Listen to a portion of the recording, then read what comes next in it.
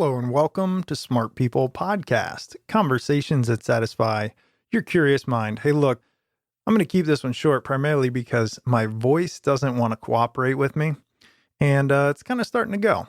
So, listen, we've got some actual important announcements that will impact your listening today. Number one, you'll notice that my audio in this episode is not fantastic.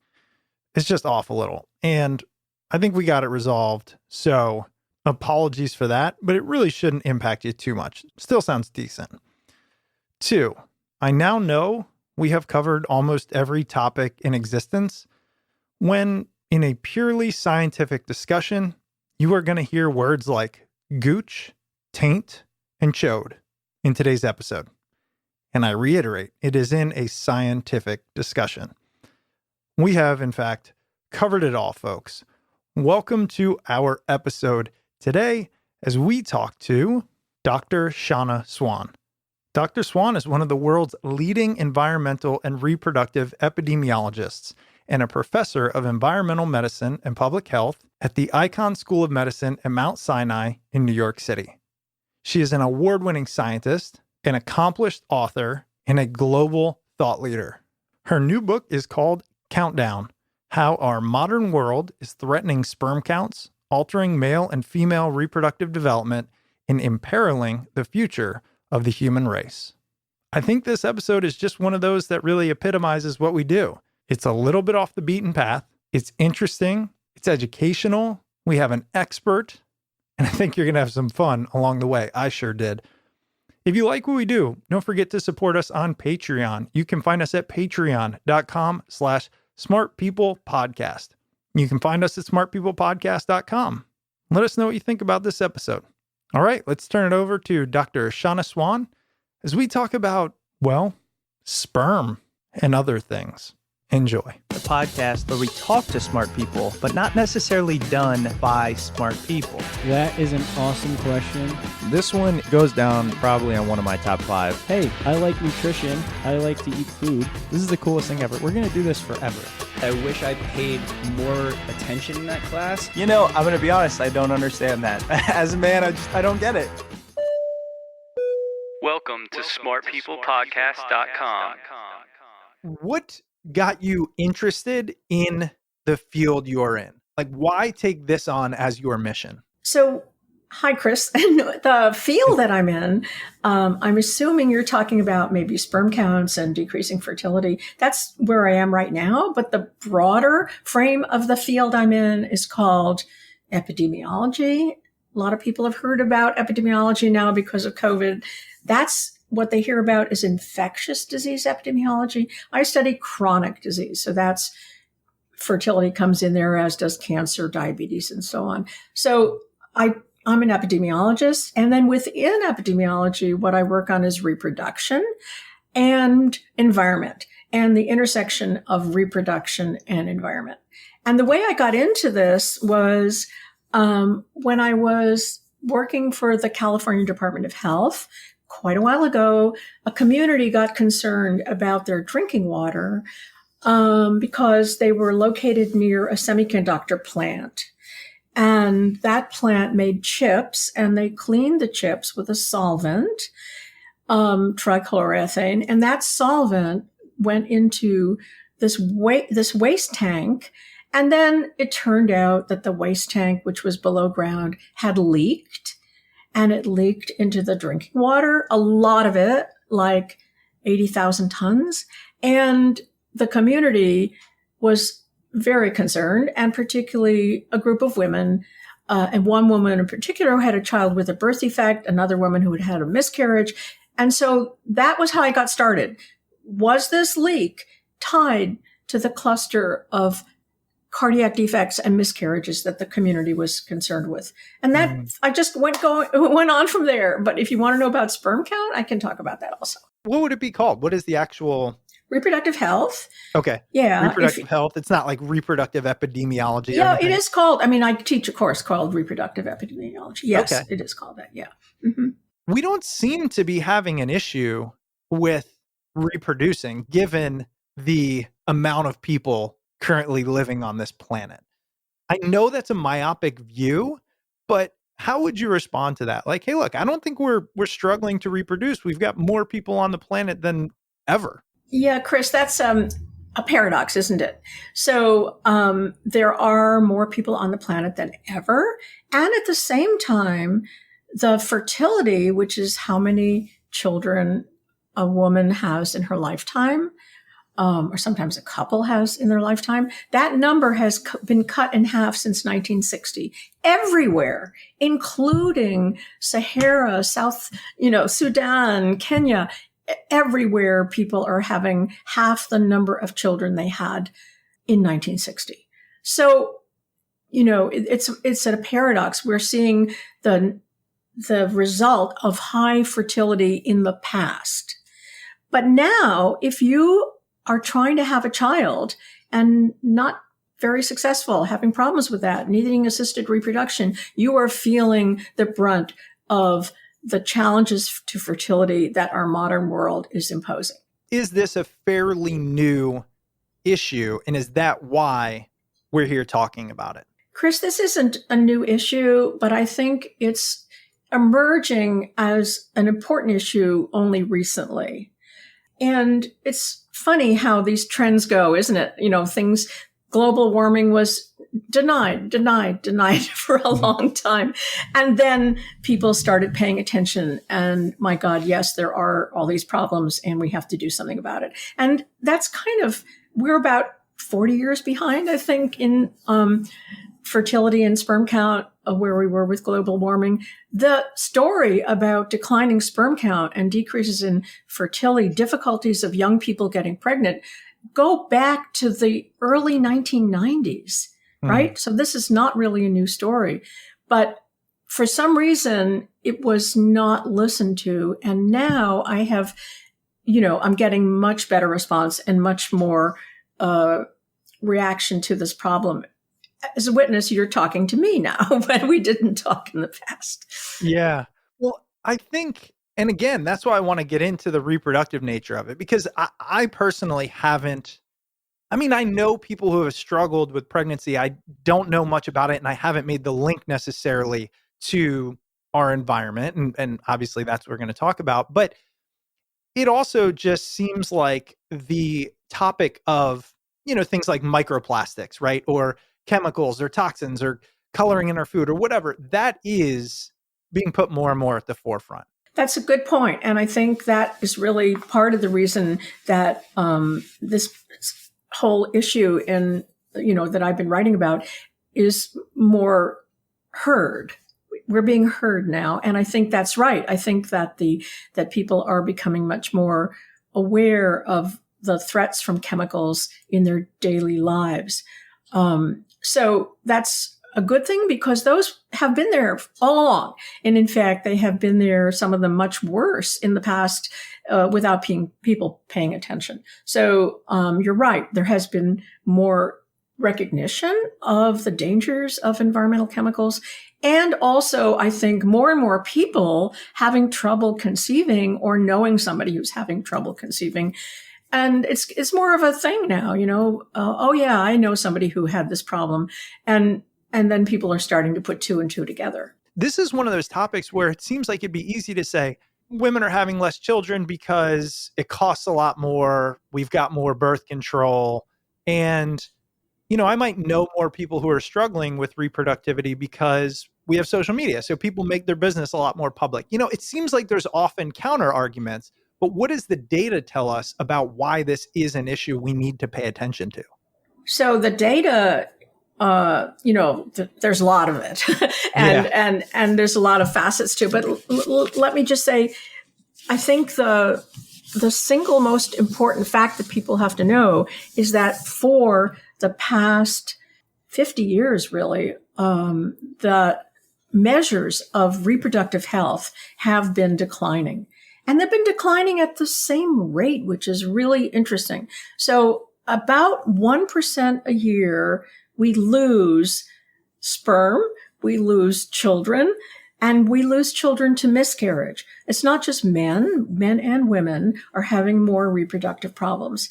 And like I say, this increasing rate of problems, the fact that it's common suggests a common origin, cause, and also that these things are correlated, and they certainly are. So if a man, sperm count is correlated with fertility, miscarriage rate is correlated with fertility, sperm count is correlated with testosterone, which is, by the way, also going down, erectile dysfunction, which is going up, premature ovarian failure, which is women not having enough eggs left when she needs them, is going up.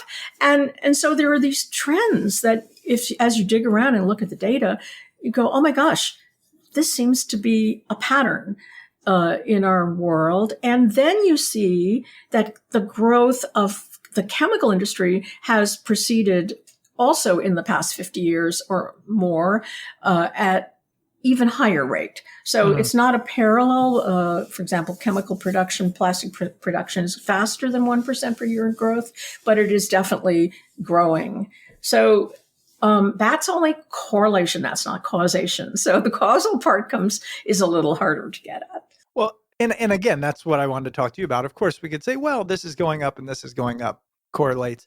Let's just start kind of broad brush. What are the biggest factors leading to a decrease in reproductive health today? So let's just start from the top. Okay. So causes can be kind of in two camps. There's genetic causes and environmental causes, just broad brush. So this is not a genetic change that we're seeing because it's way too fast. Genetics evolution doesn't happen at this rate. So let's put that aside. And what we're left with is environment. So environment is very big. It has to do with your lifestyle and many other factors that can include the physical environment, even noise and temperature. And then it also includes chemicals. So in this panoply of environmental factors, the one that I focused on are the chemicals. And that's where my work has led me. And it's also where I think most of the action is. And why? Well, reproduction is intimately bound up with the body's hormones, right? And we all know the need, testosterone, we know what we use that for. That's usually called the male hormone, estrogen, the female hormone. That's not quite true because everyone has some of each, but those are really key players in our reproductive function. And there are others as well. So it turns out, and we just learned this starting in about 2000, that everybody in the United States is carrying in their bodies measurable levels of chemicals that have the ability to alter these basic hormones. Isn't that amazing? It is, and it's terrifying. I've heard a lot about these, I believe, endocrine disrupting chemicals. Is that what they are? That's what they're usually called, yes. And that's what I want to spend the time on here. I'm glad you're the expert in it because so many questions. The first is, have we always had these? It's easy to say, oh my gosh, we've just found these, but is that just because we're looking harder than we were 60 years ago? Well, there are man-made endocrine disruptors. There are natural endocrine disruptors. The natural ones have certainly been around. For example, I'm trying to think what's the name of it. There's something that sheep can eat in the field that make them infertile. There are some mushrooms that affect the endocrine system. There are quite a few. I don't study them, so I'm not fluent in them. But there are definitely naturally occurring endocrine disruptors. Those are not the ones I study. The ones that I study are the ones that have risen with the rise of the chemical industry, which began really in 1950. So at the end of the war, the petroleum industry ramped up production. Everybody was very pro-science because science had done a lot for us in the Second World War, right? And it was doing fantastic things, the advances in medicine, advances in science, and so on. And so they had kind of a carte blanche. And what they found was that if they took the waste products from petroleum, they could put those to use, and those formed the basis for the plasticizers that we have today. So the growth of this industry was intimately connected with the growth of petrochemical industry, and also the support of particularly the US for the growth of science and science, better living through chemistry, right? Mhm. I have an ad that says plastic's an important part of your diet, which is kind of a shocker. But, Yeah. and these ads that show plastics in your home, plastics in your life, your baby wrapped in plastics and so on. It was just meant to be a really, really good thing. And they certainly are useful. We certainly need them, use them, but we didn't really, consider that they might have a downside as well. And that came quite a bit later. And now a quick word from this week's sponsor. This week's episode is brought to you by LinkedIn. 2021 is looking up. New beginnings means new opportunities to grow your business. If part of your strategy is adding new members to your team, LinkedIn Jobs finds the right person quickly. To make things even better, your first job post is free. There's no better way to find the right candidate for your team than utilizing LinkedIn. LinkedIn is an active community of professionals with more than 722 million members worldwide. And getting started is easier than ever, with new features to help you find qualified candidates quickly. Post a job with targeted screening questions, and LinkedIn will quickly get your role in front of more qualified candidates. Manage job posts and contact candidates from a single view on the familiar LinkedIn.com as functions are streamlined onto one simple screen. And now you can do this all from your mobile device, no matter where the day takes you. That's how LinkedIn Jobs can help you hire the right person faster. When your business is ready to make the next hire, find the right person with LinkedIn Jobs. And now you can post a job for free. Just visit linkedin.com/smart. Again, that's linkedin.com/smart to post a job for free. That's right, you heard it. Post your first job for free. Terms and conditions apply. And now back to the episode. And now we're beginning to see the repercussions of that. And that's one of the terrifying things about all innovation is it almost always has a negative consequence in the end. Maybe that negative consequence isn't larger than the positive, but we still have to pay the piper. And it seems like that is what's occurring now with a lot of our modern conveniences. What are some of the most present problems as it relates to chemicals that the normal person deals with on a daily basis? Oh boy. So, Yeah. It's like plastic. So let's talk about plastic. Okay. So in plastic, we have a number of chemicals, and the ones that I pay most attention to are a class with the terrible name of phthalate. And, these are, for example, many of them make plastic soft and flexible, which is a property you like of your plastic bottle, of your rubber ducky, of your pacifier, of your sippy cup is different. Then there are the chemicals that make plastic hard. Opposite, right? And those are the phenols, the bisphenols.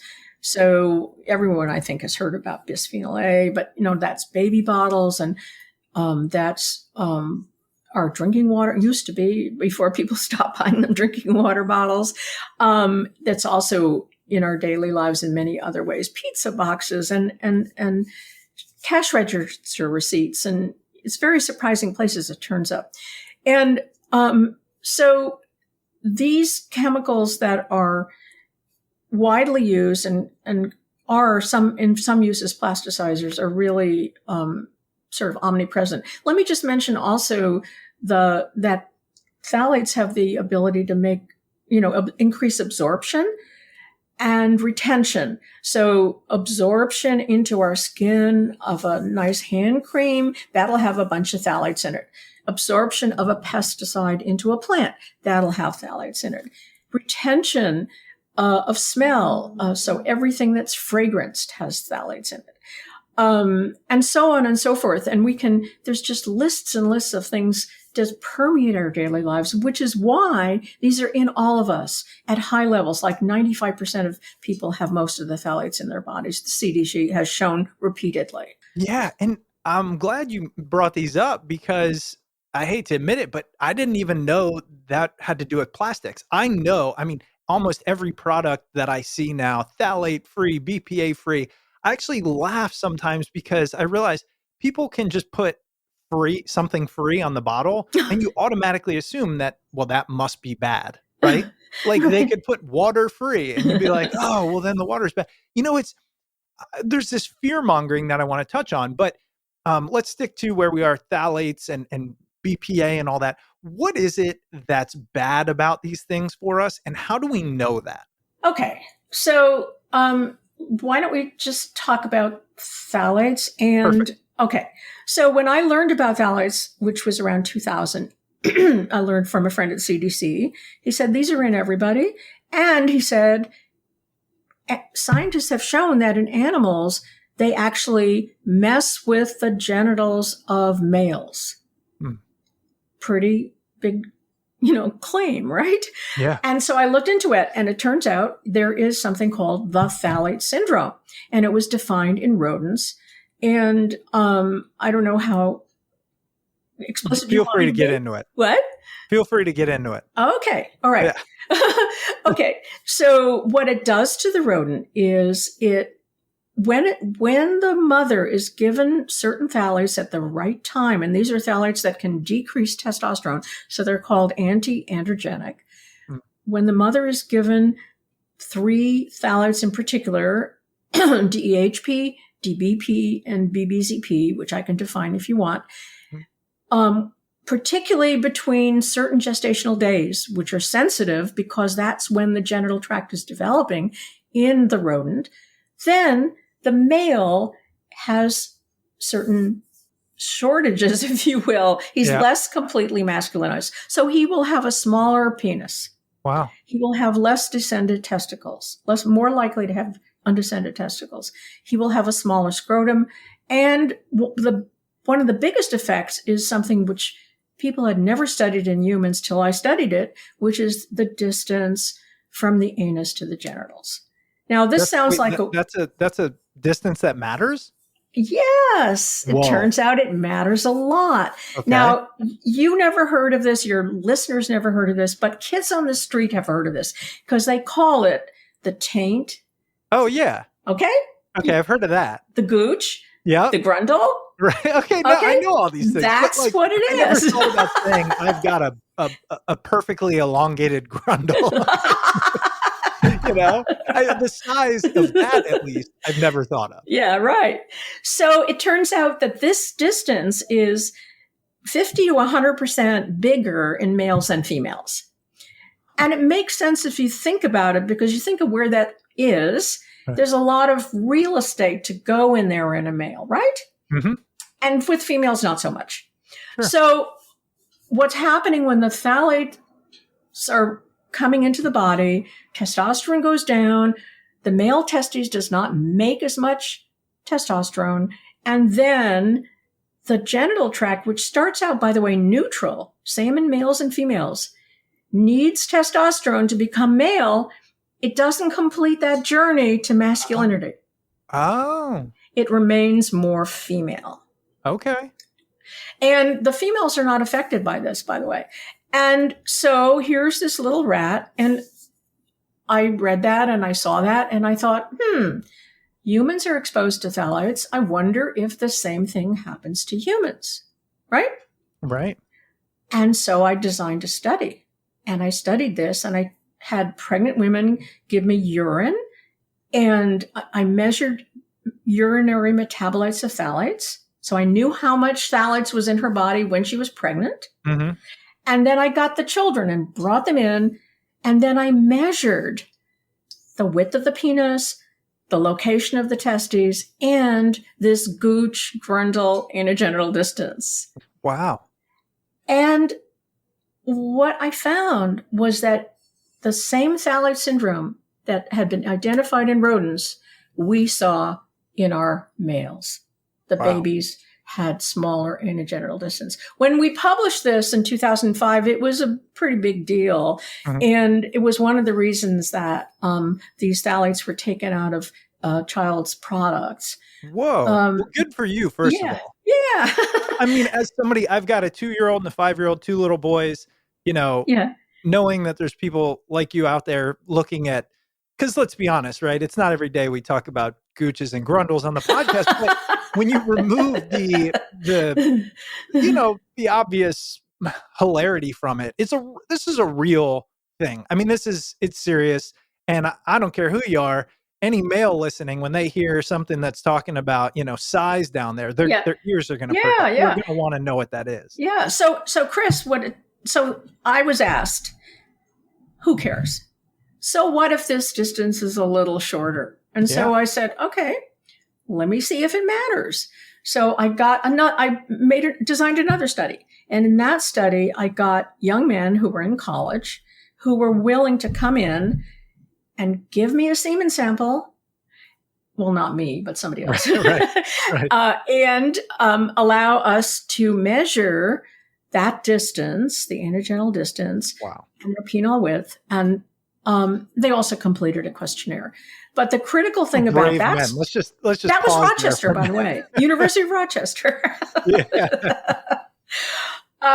So it turned out that the shorter that distance, the lower the man's sperm count. Wow. So you have the link here, right? You have phthalates going into the mother. We measured that. We have changes in the baby. We measured that. We couldn't, it will take a while to follow those babies till they're able to have sperm.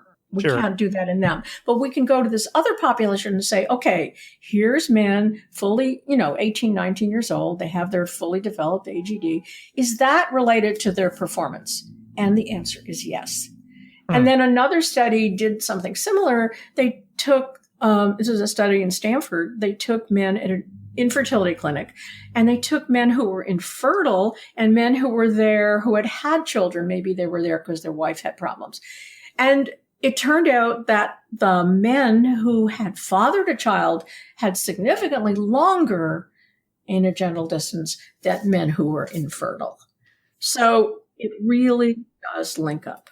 This week's episode is brought to you by Stereo. Join us every Wednesday over on the Stereo app. After each episode, we're taking a deep dive of Smart People podcast over to Stereo so we can talk directly to you about the episode.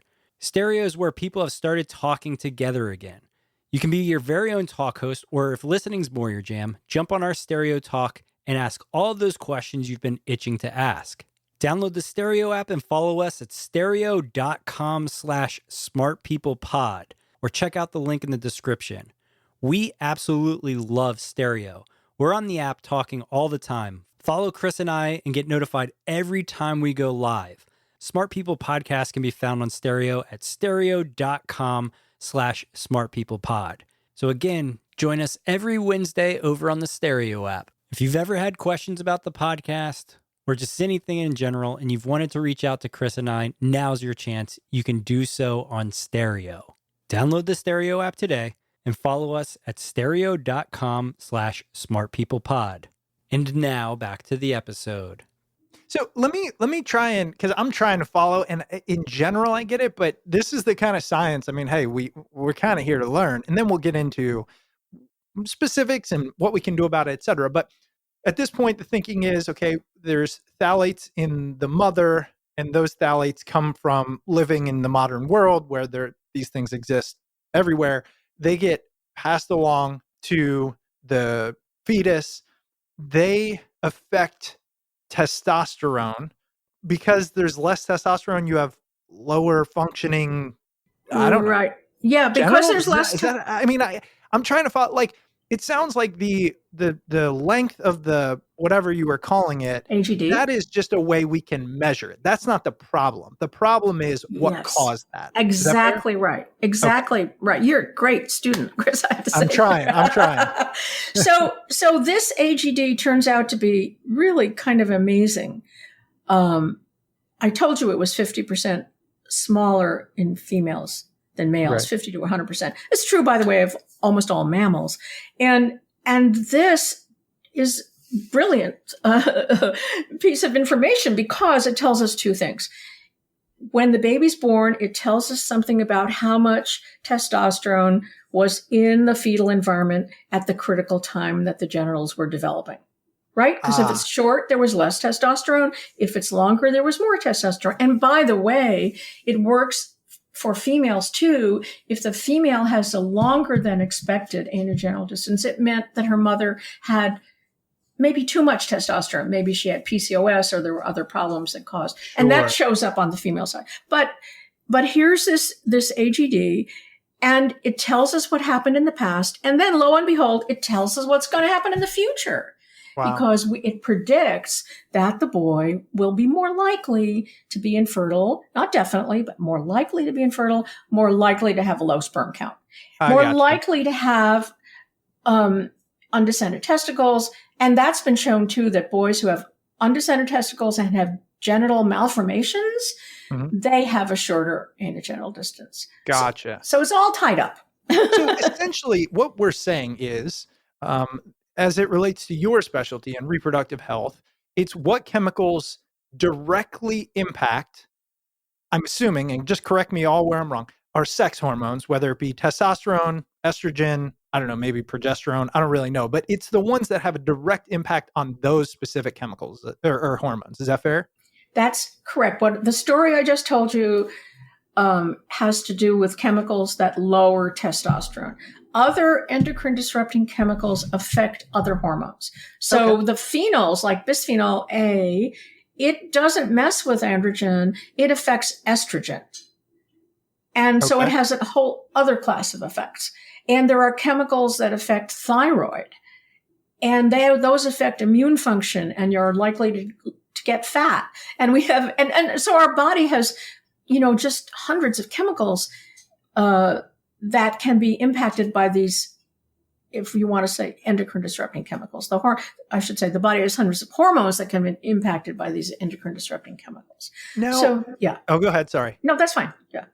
I was going to say that the thing that's jumping out to me is, and I've heard this in the past, is this the same thing as there's chemicals that mimic these things in the body, right? There's things that can impact us that look like maybe testosterone or something. Could you tell us what I'm talking about here? Yeah. I know I am way in over my head. Everybody listening, this is like my most disjointed interview, but I am trying. I think you're doing great. Okay. So they're called sometimes hormone mimics.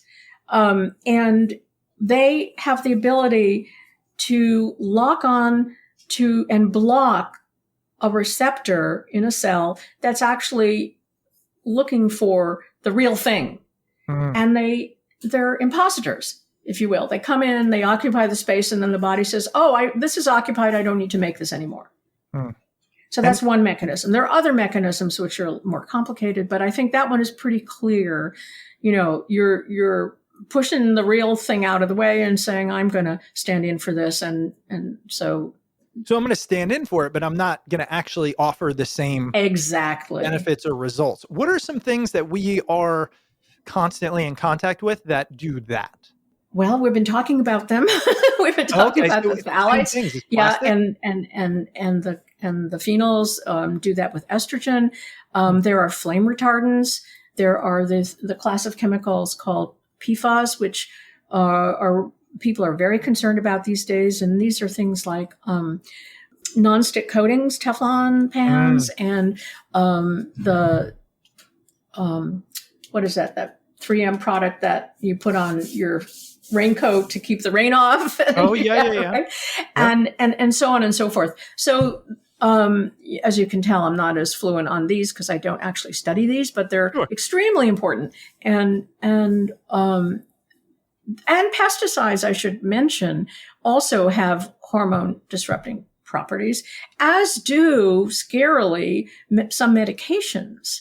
So it's not just in,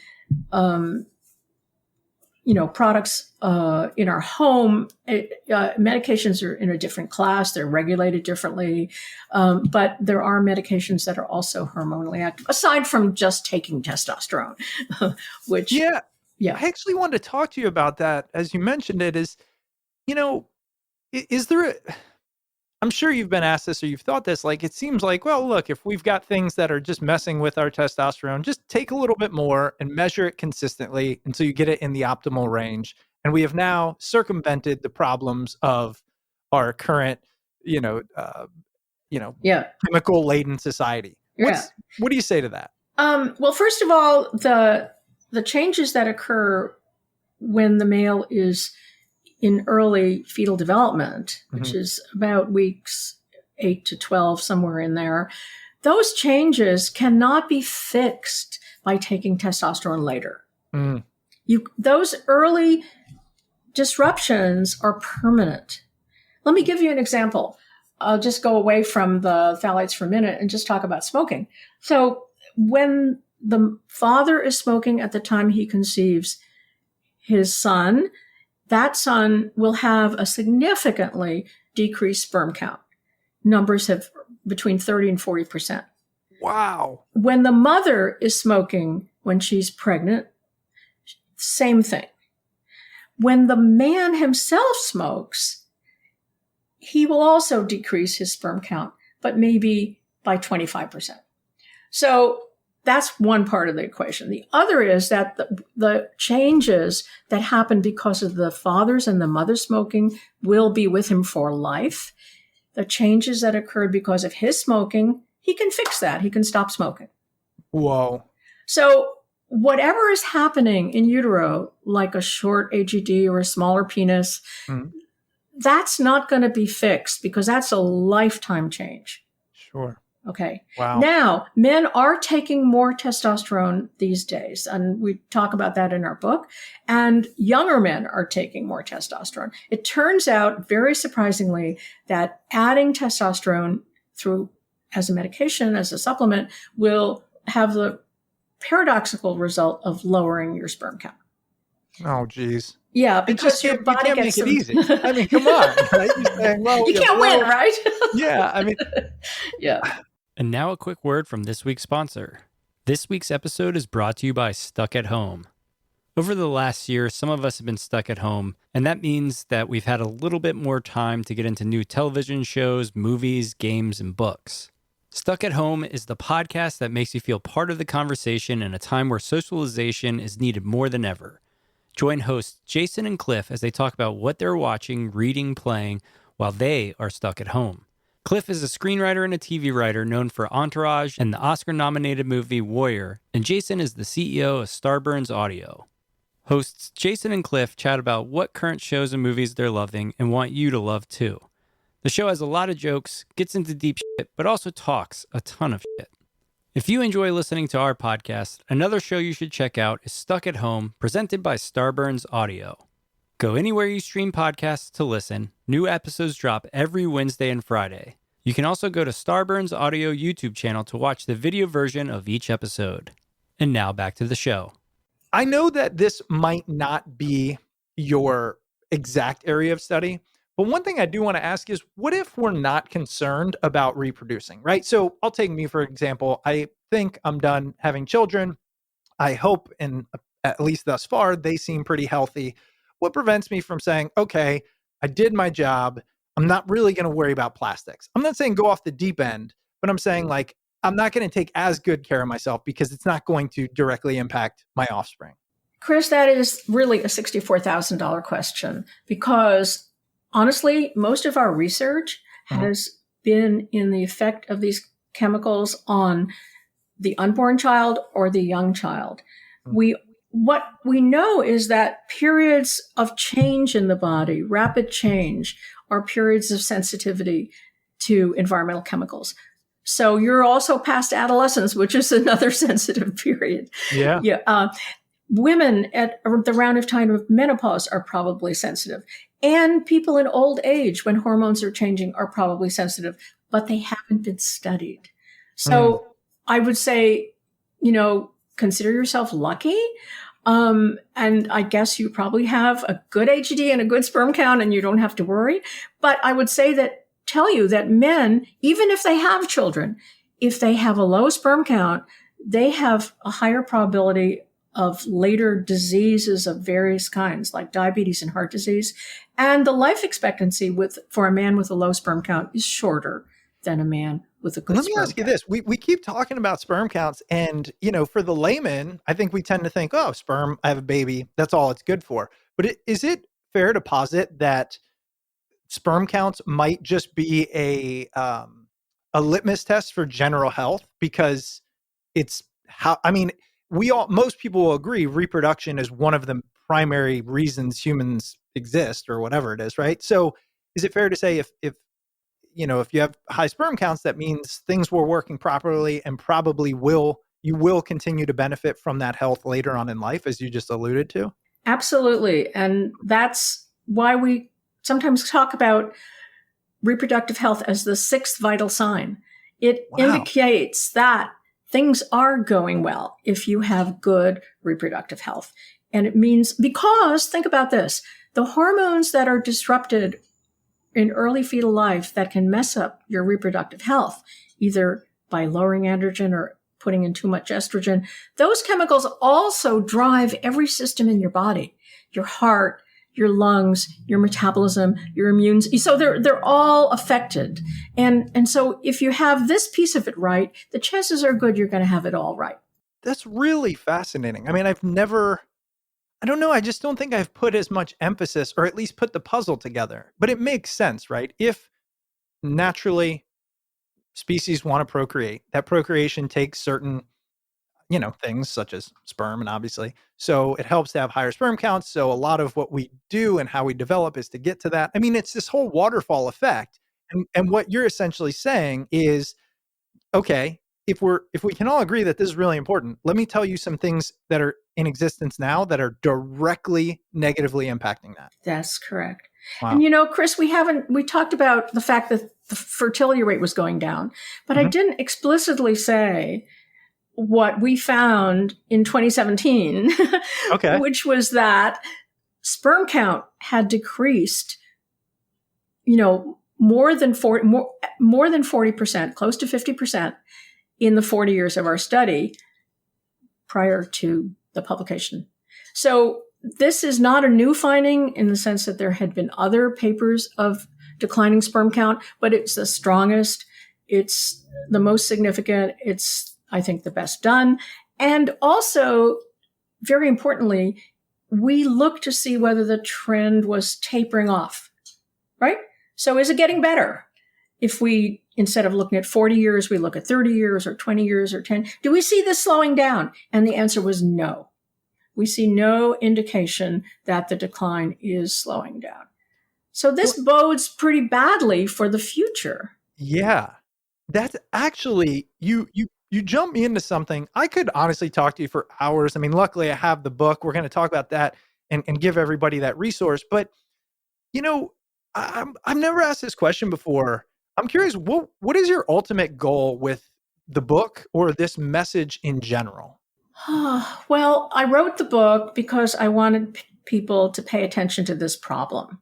Okay. And I want them to pay attention to this problem because time is getting really short to change our behaviors as a society. Yeah. And I think we still can do a lot to turn things around, but we must change the kinds of chemicals that we put into our everyday products in a significant way. We must stop ingesting these endocrine disrupting chemicals. And to make sure we do that, because there's going to be a lot of resistance, we need good regulation to make sure that industry follows this path. Yeah. And that's the reason I asked is because as you were talking about 50% decrease, it's continuing to get worse. I didn't want to assume that was the purpose, which is to say, hey, look, as a scientist, I see it. The general public is starting to see it in that we do all know people who have struggled with pregnancy or reproductive issues. So I want to highlight to you, this is a bigger issue than you might know at this moment. I feel like we're at this tipping point. People know plastic is bad. People have an idea, but we don't have the detail and we don't necessarily have the data, which you provide. Thank you. Yeah. It reminds me of, maybe you've heard this, maybe I'm just curious your thoughts. I heard this thing where around the 50s, I think, as you said, we had gotten a lot of oil, and I think it was oil, and there was an abundance, and it was like, what do we do with it? And so all these chemicals were created, and one of the most harmful is fire retardants on things like mattresses, couches, like literally everywhere. And now there's this whole thing, you almost can't avoid it. And it was simply pretty much a cause of capitalism. Yes, the production of those chemicals and earlier ones that are thankfully banned now, like DDT and PCBs and dioxins and so on, are bad not only because they mess up our own bodies and the bodies of our children, and by the way, we didn't talk about this, but future generations as well, but they also mess up the environment. And they stay there. Those chemicals are persistent. So the nice thing about phthalates is, they're gone in 4 to 8 hours, most of them, really quickly. Phthalates, bisphenol A, they're what's called non-persistent. And that's a beauty of them, because if we stop using them, they're not stored in our fat and they're not, So, but these other legacy chemicals are called forever chemicals, and they're including flame retardants, and they are in our environment, and we're not getting rid of them anytime fast. We only have a couple minutes left. I'd like to ask the question that I'm sure most are waiting for, which is, what can we do about it? Because I'll be honest, this has been something that's been on my mind for about a decade, as I mentioned to you, and my listeners know, like, health and wellness has been a part of who I am, but it's overwhelming. I mean, when I start to think, okay, I got to go to Whole Foods, I got to buy this, and my bill is going to be 4 times the cost, which it just is, right? Yeah. Everything organic, Now when I had kids, I looked up mattresses that didn't have all this stuff. I mean, I really try, and it can consume all of your brain power. Right. What can we do? Because it seems like, and then we talk and you say everybody has it, It seems like a lost battle at this point. Well, I think there are many better choices that we can make, and you've mentioned some of them. I'd like to put in a plug for the Environmental Working Group and their guides. They have great guides for buying everything you can think of, cosmetics and cleaning products and foods and so on and so forth. And that's wonderful. But Hey, it's John. Quick producer note here. Sorry for the interruption, but you're about to hear some form of siren, and I didn't want you to think that you were getting pulled over if you were driving. So just a heads up, and enjoy the rest of the episode. we can't really shop our way out of this problem. And we also can't recycle our way out of this problem. We haven't talked about recycling, but as important as that is, that's not going to, get rid of the problem. I think what we have to do if we want to make real change is we have to exert our influence, I guess, through our voices, pressure and letters and however we make change as citizens, to insist that the chemicals that are bad for us are replaced by healthy chemicals. And here's the kicker. Right now, a chemical does not have to be safe before it's put into the marketplace. That's crazy. So, and there were tens of thousands of chemicals that were so-called grandfathered in when the Toxic Substances Control Act came in, I think 1976. They said, okay, this is all in already, it's good to go. And they never tested them. In Europe, they do something different. In Europe, they have a program where a chemical has to be shown to be safe before it can be introduced into the marketplace. So I think moving to that kind of legislation and pushing for that kind of legislation will be a really big step. Gosh, I'm so with you on that. And I know the counter argument, right? It's like, well, America, less regulation. But Europe, I mean, just think about it. It's not like some third world country or some tiny place has enacted this. Like Europe, I read a thing where they will ship us certain products because we can consume them and they can't. Yes, that is correct. That's right. Obviously a problem. Yes. They make products that are distributed here. That's correct. And other countries do too. So, one last question. What do you think the easiest or what is the one switch change, modification in lifestyle you would recommend to everybody to be healthier, like starting tomorrow? Is there one or two things we could take out of our house, change, do differently, just so we can start this process now? I would say throw out anything that smells good. Okay. That sounds terrible, but, air fresheners and so on are going to be high in phthalates. I would say don't let plastic touch your food to the extent that you can avoid it. Okay. And then be careful of the papers and packaging that come. Now we're taking out all of our food, right? We have takeout from everywhere. And a lot of this packaging is not good for us. It contains those PFAS that we've talked about. So I would worry about takeout packaging. I would worry about food in plastics, and I would worry about cosmetics and scents in the home.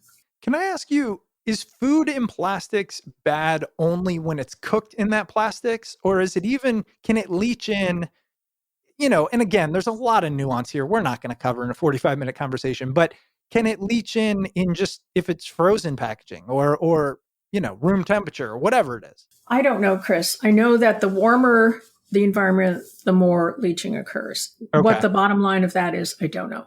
No, that's fair. I mean, just so we can all say, okay, maybe I know sometimes I might get something in plastic packaging and then I transfer it to a plate and then I microwave it, right? And I'm not saying that's perfect, but maybe that's one step better than not doing it. It is definitely better. Okay, fair enough. Well, listen, Shanna, I have thoroughly enjoyed this conversation. Fascinating subject, learned a ton. The book is called Countdown: How Our Modern World is Threatening Sperm Counts, Altering Male and Female Reproductive Development, and Imperiling the Future of the Human Race. Interesting subject, something that impacts us all. I'm glad that people like you are out there doing the hard work. Where else can we find you? We will obviously link to this, but is there anything else you would recommend for us to do, read, etc.?